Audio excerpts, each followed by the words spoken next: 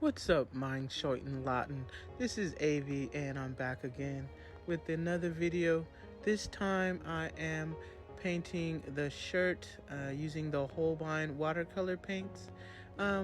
This video I was really trying to figure out how to make the best washes and blend the washes and the different colors together. I really wanted to let the paint sort of give me a nice effect as it dried, and so just spontaneously allow the paint to do what it wants to do. Typically I use a wet into wet technique, but this time I painted directly on the dry Fabriano hot press paper. I'm using 140-pound watercolor paper, and so I did use quite a bit of water to, like I said, extend the washes down the length of the t-shirt that I'm painting and the sleeves as well. I just really wanted to get a nice, not a grainy effect, but almost a granular effect with the paints as they dried. And so in this technique, I use a little bit larger brush than I normally would, or a larger brush than you think that I should use. Again, using quite a bit of water just to pull down the washes a little further and extend the pigment and sort of get a nice even saturation in the painting process. And as I use the paints in this way, I was very happy with the quality of the Holbein watercolor paints. Typically, if you add a lot of water to watercolor paints, they will be faded out, not as vibrant, not as bright.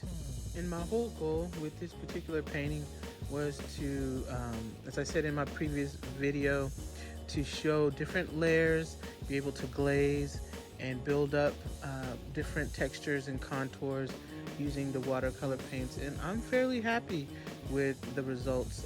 These paints held up. I didn't get a lot of bleeding, nor did I get muddiness. Sometimes if you add different colors on top of each other, you'll get a muddy tone or even a grayish chalky tone.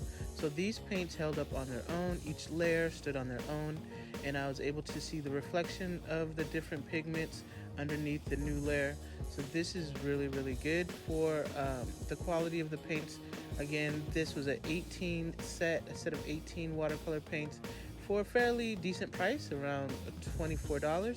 So I think it's moderately priced. It's not too expensive, it's not super cheap, and the quality of the paints I was super satisfied with. So this set, I'd probably give it maybe a 7 or an 8 out of 10.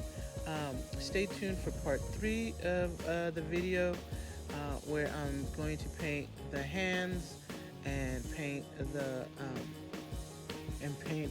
iPod music player. Woo, it's been so long since we've used those. Now we just use our phones. So I'll be painting the hands and the iPod in the next video. So please stay tuned for that. Again, I had a great time. It was nice, enjoyable using these watercolor in this way. And as always, please remember to comment, like, and share. If you haven't already, please subscribe and hit the bell to be notified so you know when I'm dropping a new video. Again, please comment down below if you have a favorite watercolor paint set that you use, or a favorite paint medium. It could be oil paints, acrylic, watercolors, even spray paint.